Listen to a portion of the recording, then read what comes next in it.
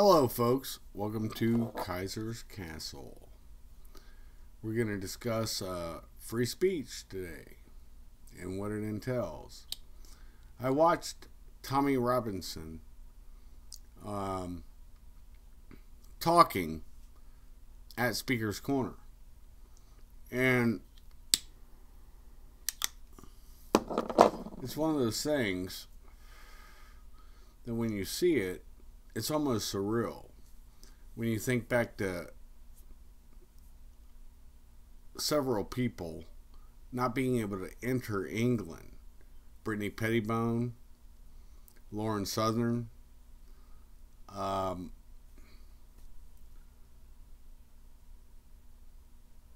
I'm mind dumping now. It'll come to me. The gentleman from Austria, who was Brittany Pettibone's boyfriend. It'll come to me. Sorry. I hate getting old. But what I see is a couple things.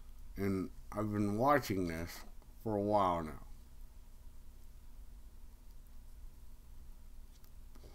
And it's about limiting speech. Speech does not need to be limited. If anything, it needs to be gathered more. It needs to happen more. Remember, the only speech that needs protected and Speaker's Corner on that soapbox, that's where that term comes from. Remember, they always stand on that box.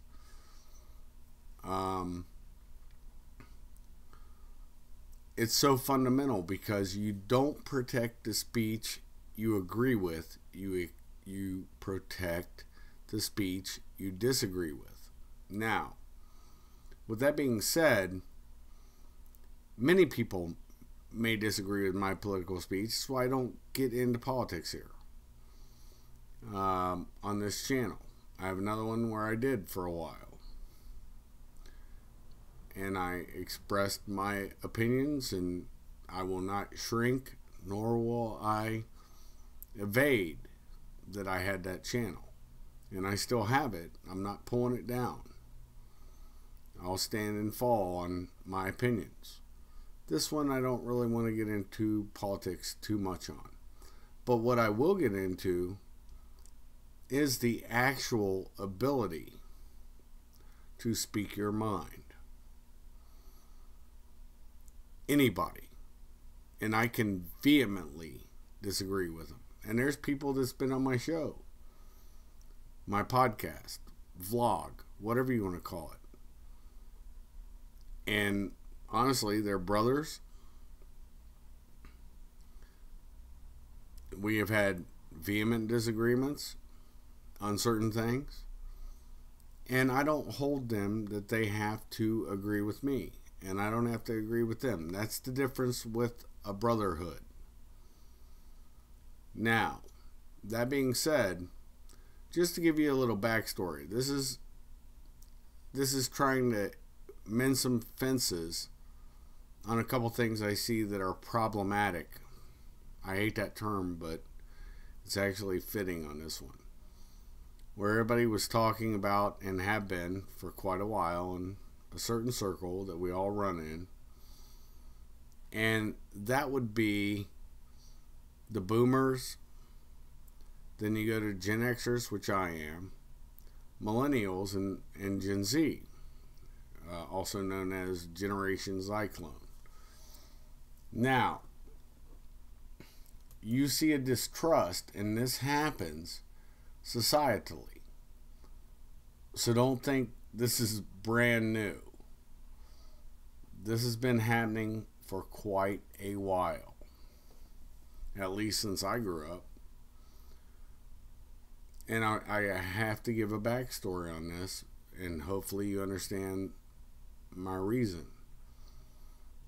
I'm not trying to give you my CV, my curriculum vitae, but what I will give is my experience, and hopefully it softens some of the thought processes that you may or may not have.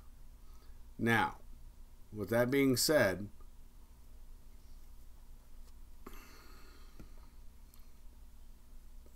my mother, who's passed, that's why I don't worry about the docs. And I tell people not to worry about the docs. And there's a big reason for it. Because there was a man who walked alone. And that was me. I've walked this walk for a long time. Yes, I have a wife. Yes, I have a son. Do they agree with me on anything? Probably not. A matter of fact, I can tell you, they did not.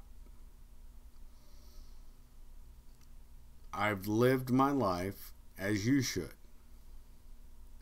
to assist, protect, and defend my own. And I can take you all the way back to my high school years. I give my regards to Broad Street, Westland High School. And we were very integrated. And it was a good thing because we actually had conversations. We could vehemently disagree with each other. And yet, we wouldn't throw hate on each other over it. That's what we're missing in the conversation today. Because there really is no conversation. The left at this time, and it's because I can look, there are people on my page that I will always have on there because they are brothers or sisters, and guess what? They don't have the same melanin content that I do. And I'm not going to disavow them, just like I'm not going to disavow my old page. I didn't pull it down. But I also won't disavow them. They are awesome people. They are people that, in my lifetime, have helped shape and mold my opinion. And not in a negative way. I will give a special shout out. He's probably dead now, and I hope not.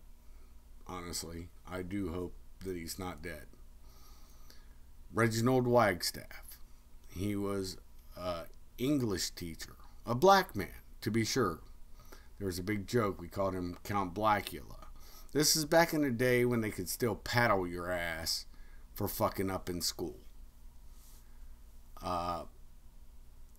If I were to say, yeah, I know I had my first mentor in the military, but high school wise, him and another guy, Terry, I'm not going to say his last name, they were pivotal mentors because they would call you on your shit and tell you when you're correct or when you're wrong. So, the point being on this needs to be understood.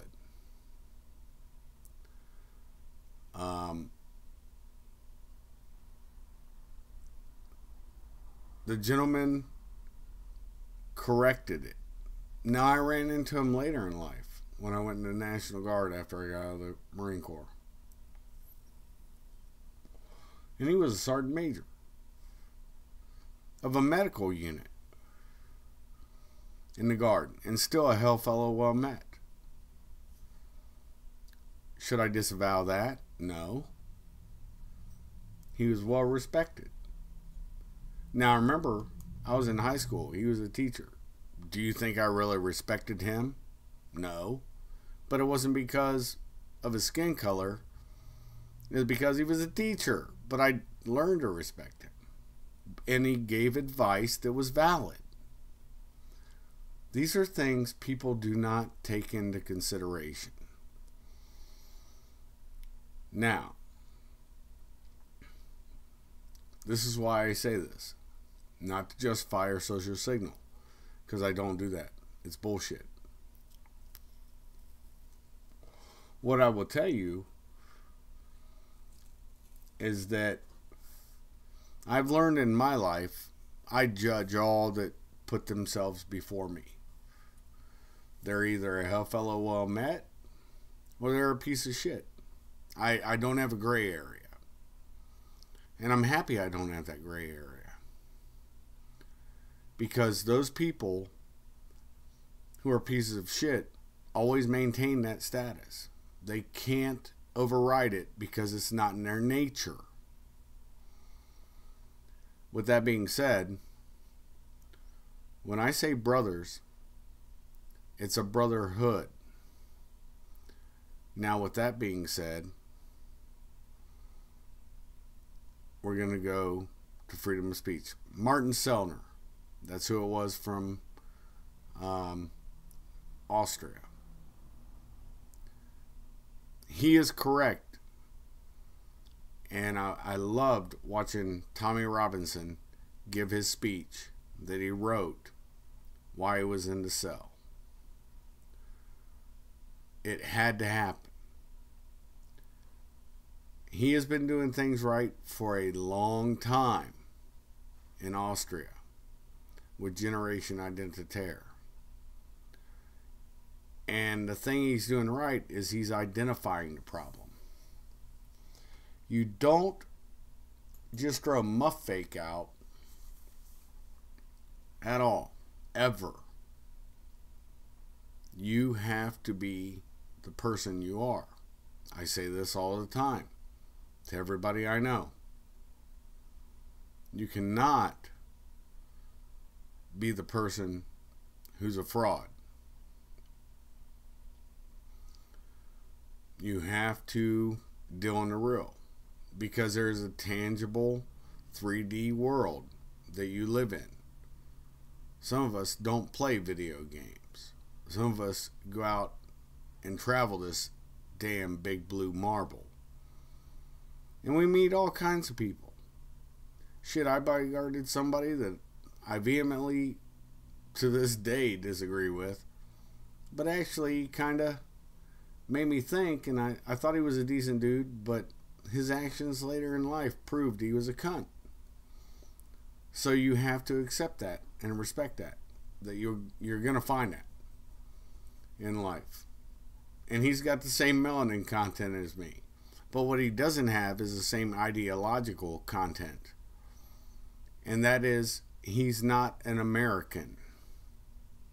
And when I say that, he may have been born here, but he would sell you out and sell his own mother out, I guarantee you, if he thought it would get him ahead. And he has that one similar function that most of those people have that present with the same melanin content, but they belong to a different tribe.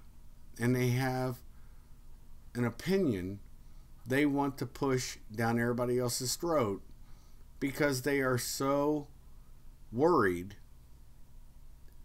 that if people understood what they were doing, they would, oh, it'd be another 6 gorillion. You know, that would be what was happening. And it's not true. But what would happen is they would have the light of day, which is the best disinfectant, shown on them. Because just like a roach, when you turn on the lights, the roaches will run. And they know this. It's the globalist, the communist, the people that subvert our culture. They will always do this. As always, I broadcast out of Kaisers Kastle, surrounded by pelican cases, a safe, and many bags, and being rebroadcast from the county seat where I live from the clock tower. I am telling you, more speech is better than less. Because when you get less speech or you're controlling speech, I hear this said a lot. They say, oh, Antifa is the real fascist. No, they're fucking communist. socialism, cultural Marxism, communism is real. I've seen the wall. I've been there. I'm showing a picture after the wall had fallen years later, where we all got together, all of us brothers from both sides, and we got back together. Remember, I'm half German, half Sicilian, Italian.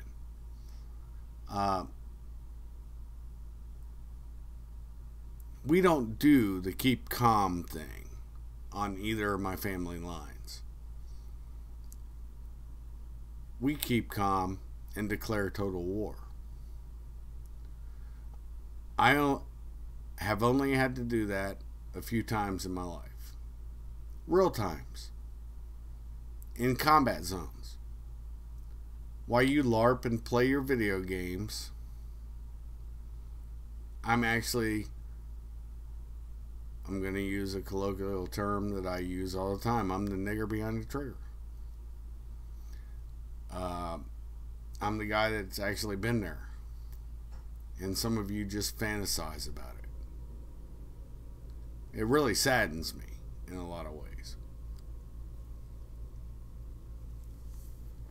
Because I believe in a draft, and it's not just a draft into the military. I think everybody should have some public service. The Germans had it right in the 80s.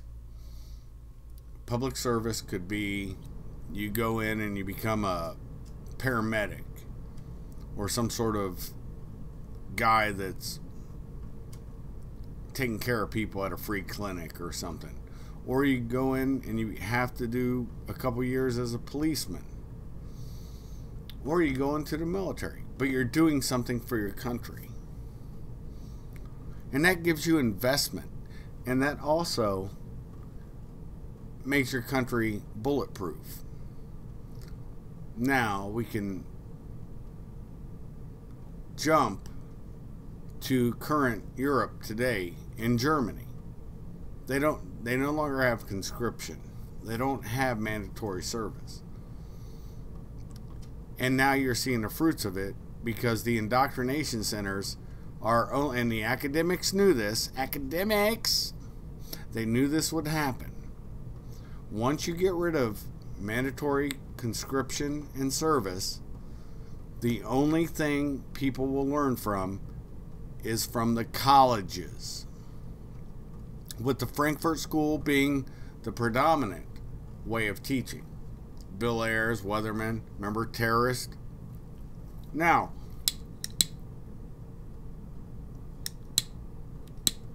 if you're surprised about the outcomes, you're seeing, you're a joke to me. I actually laugh about it. Because what'd you expect? Teachers unions, they should be abolished, honestly. Just like police unions, in my opinion. And it's because then they get some sort of stability where they don't have to worry about getting fired for fucked up opinions. Or they basically become a dictator in their class and they can screw your own child over. They can screw you over. This is a fact. Look, I just got my new passport in, got my old passport back. Looking through it, I know one thing. Having worked for Democracy International, USAID, Department of State, having worked for Department of the Army, Department of Justice, overseas. We're not talking locally. Working for DOD locally and other places. I found one thing to be very prescient. I always defended several things. And I tell this to everybody every time I make one of these. I say, your Bill of Rights is your civil rights. And your Bill of Rights, they're enumerated. all the amendments. First Amendment, freedom of speech. And they will tell you this at FLETC, Federal Law Enforcement Training Center. I have been there several times. Oh, and Homeland Security. I forgot. I didn't mention that one. They will tell you this every time you go through training. First Amendment. That's your freedom of speech and assembly and all that crap. But guess what? It means nothing if there's not a way to defend it. What you saw with Tommy Robinson is he actually had to defend it. Now, second thing I'll tell you, and I mean this on the real, the Second Amendment is the only thing that defends that First Amendment. So what you're seeing right now is they are pushing something you don't want to be a part of. And I know what the fuck they're pushing. They're trying to foment civil war. Trump, fortunately, has been able to postpone this. I will do a show very soon with a brother of mine. SPLC, ADL, everybody has smeared this man for no reason, because he has a differing opinion. And I am telling you, I put myself out and I noticed who picked it up. I've met these men personally, and I will tell you, never have I met. They may have their foibles and they may have their problems, but they are still working through life, and they're good men. And I say that with a clear conscience because I've seen what they're trying to do. And I look where my content goes. And I'm very happy that Vandal Void is posting my content. So you can go look at it there. And also, I will tell you another thing that I know, and I feel to the core of my being. Everybody's a racist if you don't agree with the cultural Marxist, and they will call you fascist, Nazi, it matters not, racist. These terms mean nothing. A brother of mine who means the world to me, I'm not going to say his last name, but he'll know he is. He's a black man. That'll shock you. Brent. And he knows who I'm talking about. He has been with me through thick and thin. The black men that I know, that I've served with, guess what? I've lost none of them off my page. You know why? Because they know I judge the man. And I judge it fairly. So with that said, Shuff is going to shut down his podcast at this time. Whatever you want to call this thing that I do, vlog, I don't know. But I'm trying to tell you, right now, when Tommy did that, I watched it live stream. And I am telling you, I've seen also other podcasts get maligned that are not racist at all. Don't throw racism around. Boiler Room, Jay's Analysis, 21 Wire. I've seen all of them get thrown by the SPLC. Look, if you believe the ADL and SPLC at this time, you're an absolute fucking moron. They have a political agenda, and that's what they do. And I saw an interview with this one cunt. I'm going to do a whole thing on him because I got him outed hard. Former Air Force security policeman. Trust me, when I talk about old Daryl, I got the goods on that piece of shit. And his little group and where the funding comes from. Yeah, guess what, Daryl? The good thing about it now is I'm able to broadcast it for the people to learn just who you are. All right? So, with that being said, Shuff out.